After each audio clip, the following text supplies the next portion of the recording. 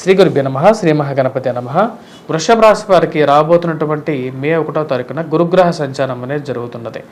వృషభ రాశి వారికి ఎలాంటి ఎఫెక్ట్ ఇవ్వబోతుంది ఈ యొక్క గురుగ్రహ సంచారం అనేది చూద్దాం. ఈ రాశి వారికి వచ్చేటప్పటికి కొంచెం సామాన్యమైనటువంటి ఫలితాలుగానే చెప్పొచ్చు. ముఖ్యంగా గురువు ఎప్పుడైతే ఈ యొక్క జన్మరాశిలోకి మారబోతున్నాడు అనమాట, అంటే మేషంలో నుంచి జన్మరాశులకి వృషభ రాశిలోకి మారబోతున్నాడు. దీని యొక్క ప్రభావం అనేది వీరి మీద ఎలా ఉంటుందని నేను చూద్దాం. ముఖ్యంగా చెప్పాలంటే ఈ రాశి వారికి ఆ రోజు గ్రహస్థితి చూసినట్లయితే కన్యా రాశిలో వచ్చేటప్పటికి కేతువు, అదేవిధంగా మీనంలో వచ్చేటప్పటికి రాహువు, మరియు అదేవిధంగా కుంభంలో వచ్చేటప్పటికి శని సంచారం జరుగుతుంది. ఇప్పుడు వచ్చేటప్పటికి గురువు యొక్క మార్పు అనేది మే 1వ తారీఖున మళ్ళీ తిరిగి సంవత్సరం రోజుల పాటు గురుగ్రహ సంచారం అనేది జన్మరాశిలోనే అంటే వృషభంలోనే జరుగుతుందన్నమాట.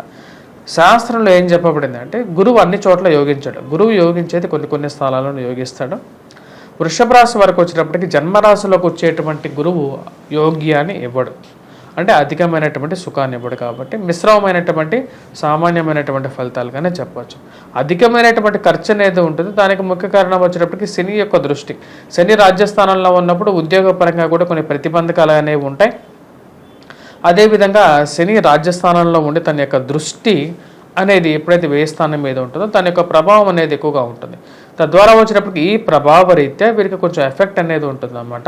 ఖర్చుతో పాటు అదేవిధంగా కొన్ని పనులు ఎప్పటి నుంచో పెండింగ్లో ఉన్నటువంటి పనుల్లో అంత సానుకూలంగా ఉంటుంది. అంటే ఒక పని ఒకసారి అవ్వటం అనేది వేరు, ఒక పనికి 4 సార్లు తిరగటం అనేది వేరు అన్నమాట. అటువంటి ప్రభావం అనేది వీరి మీద ఎక్కువగా ఉంటుంది. దానికి ముఖ్య కారణం వచ్చినప్పటికీ శని యొక్క దృష్టి, అదేవిధంగా జన్మరాశిలోకి రాబోతున్నటువంటి గురువు కూడా ఇది యొక్క ప్రభావ కారకుడు అనమాట. సో ఈ విషయాల్లో కొంచెం జాగ్రత్తగా ఉండాల్సినటువంటి ముఖ్యమైనటువంటి సూచన. ముఖ్యంగా ఈ యొక్క ప్రభావం అనేది కొద్దిగా మిశ్రమమైనటువంటి ఫలితాన్ని వృషభ రాశి వారి మీద ఎక్కువగా ఇస్తుంది. ముఖ్యంగా వృషభ రాశిలో ఉన్నటువంటి వారు ఎవరైతే ఈ యొక్క టీచింగ్ ఫీల్డ్లో ఉన్నటువంటి వారికి సామాన్యమైనటువంటి ఫలితాలుగానే చెప్పచ్చు.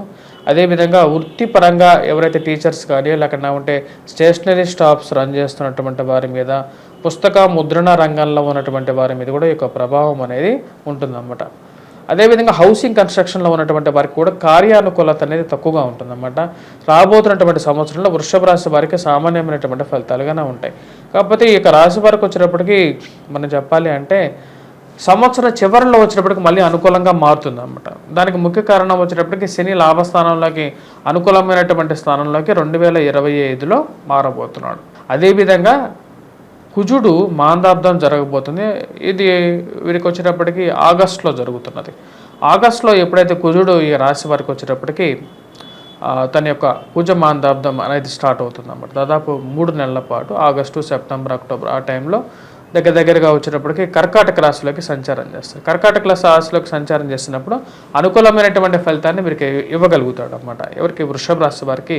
ఎందుకంటే 3వ స్థానం అవుతుంది కాబట్టి అక్కడ అనుకూలమైనటువంటి ఫలితాలు వీళ్ళకి రాబోతాయి.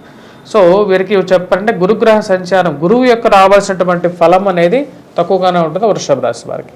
వివాహ ప్రయత్న సంబంధితమైన విషయాల్లో కూడా వీరికి మొదటి ఫేజ్లో వచ్చినప్పటికీ అంత అనుకూలంగా లేదు.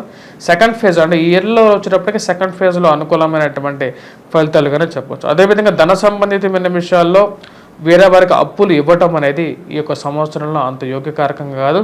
ఆ విషయంలో కొంచెం మీ యొక్క బుద్ధి చతురతను వాడి దూరంగా ఉండాల్సినటువంటి ముఖ్యమైనటువంటి సూచన. రావాల్సినటువంటి డబ్బు విషయంలో కూడా మానసిక చింత అనేది ఎక్కువగా జరుగుతూ ఉంటుంది. ప్రేమ సంబంధితమైన వ్యవహారాలు, వివాహ ప్రయత్న సంబంధితమైన విషయాల్లో కూడా తగు జాగ్రత్తలు తీసుకోవలసినటువంటి ముఖ్యమైనటువంటి సూచన. విద్యార్థులు ముఖ్యంగా వచ్చేటప్పటికి కొద్దిగా కష్టపడి చదివినట్లయితే సానుకూలమైనటువంటి ఫలితాలు పొందగలుగుతారు. ధన సంబంధితమైన విషయాలు, వ్యాపార ప్రయత్న సంబంధితమైన విషయాల్లో వచ్చేటప్పటికి సానుకూలమైనటువంటి ఫలితాలుగా కన్నా సామాన్యమైనటువంటి ఫలితాలు పొందగలుగుతారు. ప్రథమార్థం కన్నా ద్వితీయార్థంలో కొంచెం సానుకూలమైనటువంటి ఫలితాలు పొందగలుగుతారు. వివాహ ప్రయత్న సంబంధితమైన విషయాల మటుకు తగు జాగ్రత్తలు అనేవి తీసుకోవాలి ఈ రాశి వారు. ఎవరైతే వివాహ బంధంలో కొనసాగుతూ ఉన్నారో వారు కొంచెం, ఎందుకంటే ఏదో విధంగా అడ్డంకులు అనేవి ఏర్పడుతూ ఉంటాయి జీవితంలో, ఇవన్నీ పరిపాటిగా చెప్పవచ్చు. అదేవిధంగా స్థిరస్థిరాస్తుల కొనుగోలు సంబంధితమైన విషయాలు, కోర్టు సంబంధితమైన విషయాల్లో కూడా ప్రథమార్థంలో అంత సానుకూలమైనటువంటి ఫలితాలుగా గోచరించట్లేదు. భాగ్యస్థానం మీద శని యొక్క దృష్టి అనేది ఇక రాశి వారికి ఉంటుందన్నమాట. మరియు అదేవిధంగా మనం చూసినట్లయితే వ్యయ స్థానం మీద ఉంటుంది శని దృష్టి, అదేవిధంగా సప్తమం మీద కూడా ఉంటుంది అన్నమాట. ఎందుకంటే ఈ రాశి వారికి శని త్రిపాద దృష్టి అంటారు అన్నమాట. శని త్రిపాద దృష్టి మనం చూసినట్లయితే సప్తమం మీద, అదేవిధంగా వెయ్యి స్థానం మీద కూడా ఉంటుంది అనమాట. దాని యొక్క ప్రభావ రీత్యా వచ్చినప్పటికీ ఈ రాశి వారికి డబ్బు అధికంగా ఖర్చు అవటం అనేది ఒక ప్రభావం. అదేవిధంగా ఈ రాశి వారికి సెకండ్ థింగ్ ఏంటంటే ముఖ్యంగా వైవాహిక జీవితంలో చిన్న చిన్న మనస్పర్ధలు గురవుతూ ఉంటాయి. ఇది ప్రేమ సంబంధితమైన వ్యవహారాలు, ఎక్స్ట్రా మ్యారిటల్ అఫైర్స్ అన్నమాట. అంటే వేరే స్త్రీతో కానీ పురుషుడితో కానీ కలవటం, ఈ యొక్క విషయాల్లో అంటే వారితో శారీరక మానసిక సంబంధాల విషయాల్లో కూడా కొద్దిగా ప్రతికూలంగా ఉండే విధంగా ఉంటుంది. ఆ విషయాల్లో కొద్దిగా జాగ్రత్తగా తీసుకోవాల్సినటువంటి ముఖ్యమైనటువంటి సూచన. ఓవరాల్గా వచ్చేటప్పటికి సామాన్యమైనటువంటి ఫలితాలుగా చెప్పచ్చు. కానీ ఈ రాశి వారికి వచ్చేటప్పటికి ఓవరాల్గా అంటే మొత్తం గురువు యొక్క ప్రభావం అనేది కొంచెం ఎక్కువగా ఉంటుంది. గురువు యొక్క ప్రభావం అనేది ఈ రాశి వారికి సామాన్యమైనటువంటి ఫలితాలు ఇవ్వట్లేదు. సో అంటే అనుకూలమైనటువంటి ఫలితాలు ఇవ్వట్లేదు అని చెప్పడం జరుగుతుంది అన్నమాట. ఈ రాశి వారు ఎటువంటి పరిహారాలు చేసుకోవాలి? ఎందుకంటే గురువు జాతకం మీద మరి గోచారం మీద చాలా ప్రభావం అనేది చూపిస్తారు.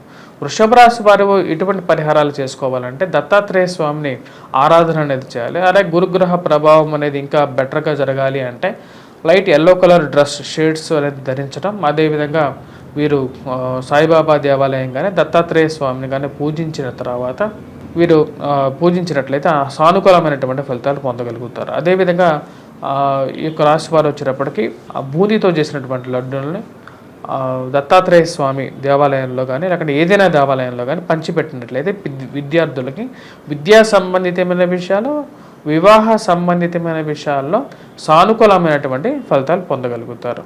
మరియు అదేవిధంగా ఈ రాశి వారికి వచ్చేటప్పటికి ముఖ్యంగా ఈ ఉద్యోగపరంగా నూతన ఉద్యోగ ప్రయత్న సంబంధితమైన విషయాల్లో కూడా సానుకూలమైనటువంటి ఫలితాలు అనేవి ప్రథమార్థంలో అంటే ఫస్ట్ 6 months కన్నా రాబోతున్నటువంటి మొదటి 6 నెలల కన్నా ఆగస్టు సెప్టెంబర్ నుంచి బాగా అనుకూలమైనటువంటి ఫలితాలు ఎక్కువగా పొందగలుగుతారు. వృత్తిరీత్యా వ్యాపార రీత్యా కూడా ఇది ఎలా ఉండబోతుంది అనేది చూద్దాం. మనం చూసినట్లయితే బ్యాంకింగ్ రిలేటెడ్ సెక్టర్స్లో ఉన్నటువంటి వారికి కూడా ప్రథమార్థంలో సామాన్యమైనటువంటి ఫలితాలు కానీ చెప్పచ్చు. ట్రాన్స్ఫర్స్ రిలేటెడ్ ఇష్యూస్లోగాను అదేవిధంగా రాజకీయ రంగ ప్రముఖులకు కూడా వచ్చేటప్పటికి సామాన్యంగా ఉంటుంది.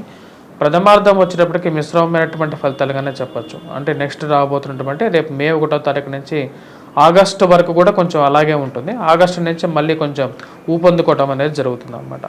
సో ఈ మరి వారితో రాజకీయ రంగ ప్రముఖులకు వచ్చేటప్పటికి సామాన్యంగా ఉంటుంది. రాజకీయ రంగ ప్రముఖులతో పాటు ఎవరైతే సినిమా ఇండస్ట్రీస్లో పనిచేస్తున్నటువంటి వారికి కూడా ఆగస్టు వరకు సామాన్యమైనటువంటి ఫలితాలు గోచరిస్తున్నాయి.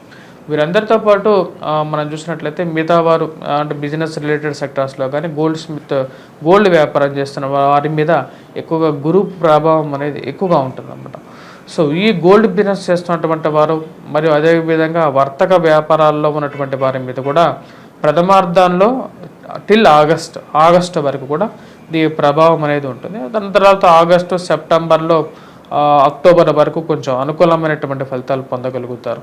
మరి దాని తర్వాత వచ్చినప్పటికి మళ్ళీ ఈ యొక్క ఇయర్ ఎండింగ్లో వచ్చినప్పటికీ శని మంచి అనుకూలమైనటువంటి స్థానంలోకి రాబోతున్నాడు కాబట్టి ఆ టైంలో మళ్ళీ అనుకూలమైనటువంటి ఫలితాలు పొందగలుగుతారు. ఇప్పటిదాకా మీరు గురుగ్రహ సంచారం అనేది ఎలా ఉండబోతుంది అని చెప్పాను.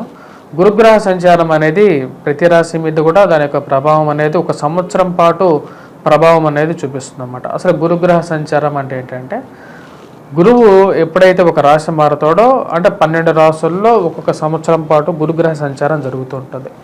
ఎప్పుడైతే గురుగ్రహ సంచారం జరుగుతుందో అప్పటి నుంచి మనకు గురువు పుష్కరణి అంటే గురువు ఒక నదిలోకి అంటే మనకు 12 జీవనదుల్లో ఒక్కొక్క నదిలోకి గురువు ఆ యొక్క నక్షత్రంలో మారినప్పుడు అంటే ఆ రాశిలోకి మారినప్పుడు మనకు పుష్కరాలు రావటం అనేది జరుగుతుంది.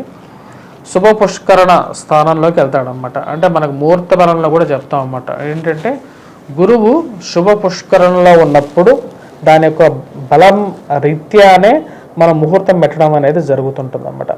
అదేవిధంగా మన జాతక రీత్యా కూడా అంటే గోచార రీత్యా జాతక రీత్యా కూడా గురువు యొక్క స్థానం అనేది వేరే విధంగా ఉంటుంది.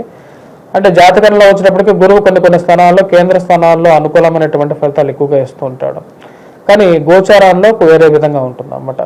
నేను ఇప్పుడు దాకా మీకు దాని గురించి ఎక్స్ప్లెయిన్ చేశాను. కొన్ని రాశులకి ఇది చాలా అనుకూలమైనటువంటి ఫలితాలు కూడా ఇస్తుంది, కొన్ని రాశులకి ప్రతికూలమైనటువంటి ఫలితాలు కూడా ఇస్తుంది అన్నమాట. గురువు ఎక్కడే అనుకూలమైనటువంటి ఫలితాలు ఇవ్వగలడా అంటే వేరే గ్రహాలతో కూడా అనుకూలత అనేది కూడా దాని యొక్క ప్రభావం అనేది ఉంటుంది అన్నమాట. దాని గురించి నేను ఓవరాల్గా చెప్పడం జరిగింది.